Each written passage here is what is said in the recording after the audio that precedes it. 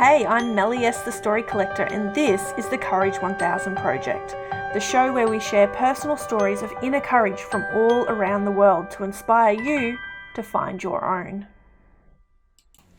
In today's episode, we're talking with the gorgeous Samantha Jansen, and she's going to share a very personal story of courage with us about saying no more to living in an unhappy and unfulfilled relationship. And in doing so, she hopes to inspire you to find your truth and stand up for your own self-worth. Now, Sam is an author, publishing expert, and marketing strategist, and is the woman behind Samantha Jansen Publishing. She runs Platform for Success, a successful marketing and coaching consultancy for startups and small businesses, and is a sought-after speaker on marketing strategy. She hosts various workshops within Australia and the US on how to build an influential brand through social media and fast-track your business success. Now, before we get into it, we'd just like to say thank you to Sam for sponsoring this episode, and to let you know that she publishes books for individuals wanting to write an autobiography, small business owners writing a book to leverage and monetize their profile, and much, much more. So if you would like some more information on how to get in contact with Sam, please go to samanthajansenpublishing.com. And now, on with the interview. Why do you want to share this particular story with everyone? I wanted to share this particular story was mainly to inspire more women and motivate them to go, you don't have to be stuck in a situation, and don't let society tell you otherwise. So this particular story that I'm going to share is more, I guess, designed to kind of give women that little bit of hope, a little bit of inspiration, because I think we live right here, right now, where society is influencing us a lot, and we feel like we need to take that a little bit on board, whereas I'm about, no, I'm going to listen to that, but I'm not really going to take it on board. I'm just going to let it pass, kind of thing. So, yeah. Awesome. So where does your story start then? I'm keen to get into this one. Okay, so it is a very, very long story, but I'm going to give you a really short edited version, I suppose. So I had probably 9 years in corporate job in Australia, very happy, very well paid. And then met my partner at the time, had one child, and then we were pregnant with the second child, and he left. 4 months into the pregnancy, I found out that he had been seeing someone, and that girl was somebody that was known to us, like back in the day we used to all party together kind of thing. And he packed his bag one night after having dinner with myself and my 3-year-old and just left. And then a week later he started living with her. So my son was born, I raised him all by myself, and I went through a very probably challenging 12 months where I was really angry, questioned everything about who I was, my identity, what I stood for. I felt like Samantha Jansen was just lost. And I was just, as I would say, I was just mum to Sierra, and that's all I kind of focused on. And it was just really, really hard. And then obviously with the newborn, that challenged me. But over time, I stepped into personal development, which I had never known existed. And I kind of went, wow, this is a whole new platform. This is amazing. And then 3.5 years later, he actually ended that relationship with this girl. And he came back and he said, look, I'm really sorry. I stuffed up. I want another chance.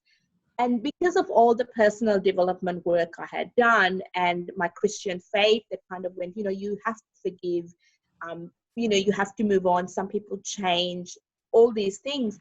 I went, you know what? I come from a family where my parents are separated.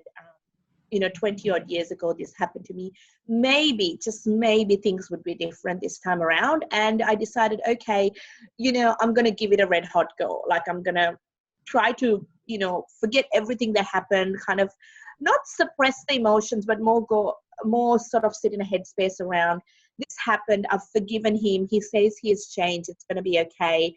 My children are really going to thrive, because at the core of it, a big part of me was like, I never had a dad growing up, and there was a little bit of guilt at the back of my mind that was niggling always. And I went, okay, my daughter's 6.5. My son's really little. He's never had dad around. He's only grown up in a female-dominated house with a sister and a mum that are very, on the move and energetic and all these things. And I thought, yeah, you know what?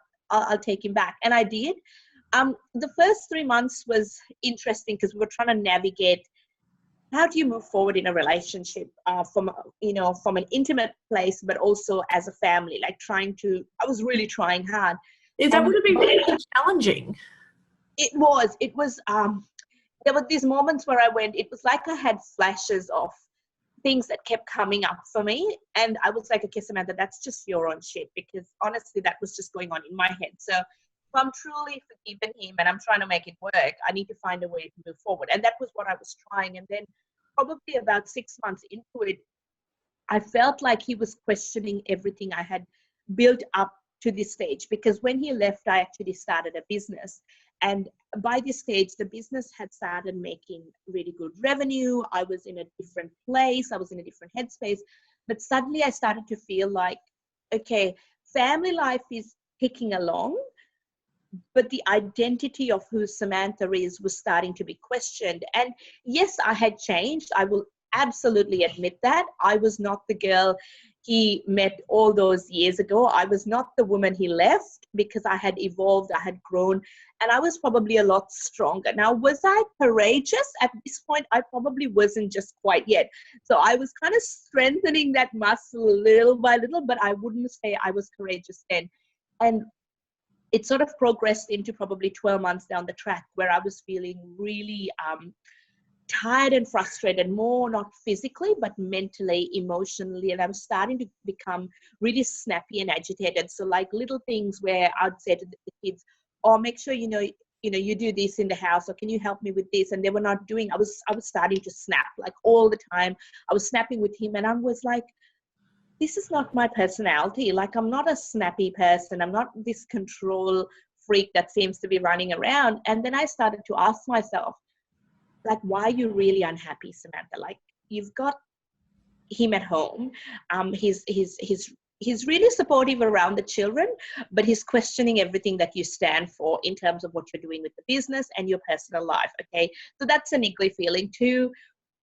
That attraction of, I guess, falling in love with someone back in the day. I knew that feeling, but I wasn't feeling it. So I was like, what do I do? Maybe I just need to have more quality time with him. Maybe I need to get away with him.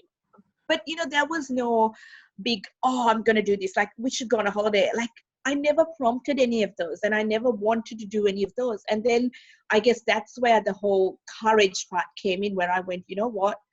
All those years of personal development, all those years of honoring yourself, putting yourself first, filling your cup up first. Samantha, you've just let that all slide, because you have gone, I want to give my children what I never had. I have forgiven him, so I need to make this work, rather than going, what do you really want, Samantha? Do you really want this picture that you've got right now? Or do you want to have, that bouncy self that you are, without feeling tired mentally and emotionally? And that was where, I guess, courage kicked in. The muscle had gotten stronger, and I had to sit him down one night.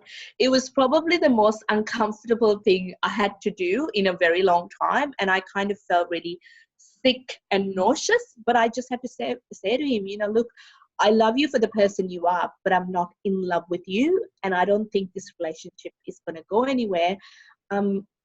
And yeah, I kind of want out of it. I want to just live my life with my 2 children. And I do want to sell this family house that we're living in, because you and I both own it, and I'll figure the rest out. And yeah, that was essentially my courageous moment. And obviously what happened after that, it was a bit of a roller coaster, but not as bad as obviously when somebody leaves you for somebody else, because he knew that I was coming from a place of, I'm really tired of playing happy family. I don't feel fulfilled. I'm not really content. I'm just happy with the pretty picture that it looks like, but beyond the pretty picture of what it looks like, I'm not happy. I'm actually miserable. And yeah, that was my courageous moment. And yeah, we ended up 6 or 7 months later, prepped everything, and the house went on the market. We sold that, and we both went our separate ways. And yeah, that's essentially. And that takes such courage to be able to sit somebody down and have that conversation with strength and honouring yourself while still honouring them as well. That would not have been easy. No, it was. I think I probably tried to have that conversation probably 3-4 times. I'm trying to recall it. Probably it might have been 3-4 times in a space of maybe 3 or 4 weeks that I went, okay, tonight's the night. Like, I'm going to say it, and I'm going to sit him down, and I'm going to come from a place of love, and I'm not going to go into attack mode. I'm going to, I'm going to say the words gently and all of that. And then I would chicken out. And then probably the next week, I'm like, okay, no, you've got this, Samantha. Like, in my head, I'm having all these little conversations while I'm loading the dishes in the dishwasher or something like that. And then finally I went, Samantha, like, it's been 3 weeks or 2 weeks or whatever it was. I was like, you've got to do it because you're being a chicken right now. Like, seriously, own your stuff. and I just said to him, I remember saying to him, look, I just want to have a chat with you. And this conversation is out of love. I am not trying to attack you in what I'm about to say. I just want to tell you how I'm feeling. So his guard wasn't up, it was more down, and it was an honest conversation. And I cried probably most of the conversation because I kept saying to him, I do love you, but I'm not in love with you. And I know what it was like to be in love with you. And I've tried for a whole year and I'm not getting there. And I think, you and I both deserve one day somewhere in the future to find that feeling again, but it's obviously not here. Just too much has happened. So yeah. Wow. So going through our journey, what do you define courage as then? I would define courage as building a muscle. That's something that I would say when I think of courage. It is not something that you can just hear somebody share and say, oh, you can be bold, you can be courageous, you can do this. People said that to me all the time. It didn't work straight up. It was more me feeding myself little bits and pieces of positive affirmations, a new mindset, opening to being uncomfortable. And I would say courage is 100% a muscle. It is something that you have to build up little by little. It's not something that I am yet to meet someone that says I woke up and I was courageous the next day. I've not met anybody like that. But it is very much, as I said, strengthen a muscle, feed yourself what you need, and that would just build up and make you a little bit stronger every single day until you're ready to do that, whatever it is that you have to do. And what's since that conversation and you going off on your own, what's your life been like since then? It's been really, really good. I am forever grateful that I did have that conversation. It was hard. He and I have a good co-parenting relationship, just like I think most people would agree, when you are co-parenting, there are moments where you disagree and things are not quite aligned. But overall, I see my children thriving because they see dad twice a week, which is really, really good. He and I have a good co-parenting relationship. We can sit at a restaurant across from each other, the kids' birthdays, family functions, and laugh at each other and, say silly things and call each other doofuses, and it kind of works. Yeah, I mean, I haven't met anyone, so I don't know whether down the track something might change, in this co-parenting relationship where we get along as friends. But overall, I'm really happy at where things have been. Nearly this conversation happened probably coming up to 2 years now. Yeah, because my son's nearly 7. So yeah, it's about 2 years since this conversation happened. And it's the best thing I did for myself. If I was to say, was it ideal for my children? Probably the answer would be no, but I like to choose to do what's right for me here and now, because if my cup is full, then I can pour out to my children and they see a mum who's thriving, who's happy and content. And I have always had that conversation with them. Whenever they've asked me things about daddy, I'll say, daddy and I love each other, but it's a different kind of love, and it's good that daddy lives in his house and we live here because everybody's happy and nobody's a bit sad and grumpy on the inside. So that's the kind of way I explain it to a 6-year-old. With my daughter, she's a little bit older, so she probably gets the dynamics a little bit more because she's nearly 10. But for a 6-year-old, that's plenty for him to comprehend at this stage. So yeah. And I think that's a beautiful way to explain it to him as well.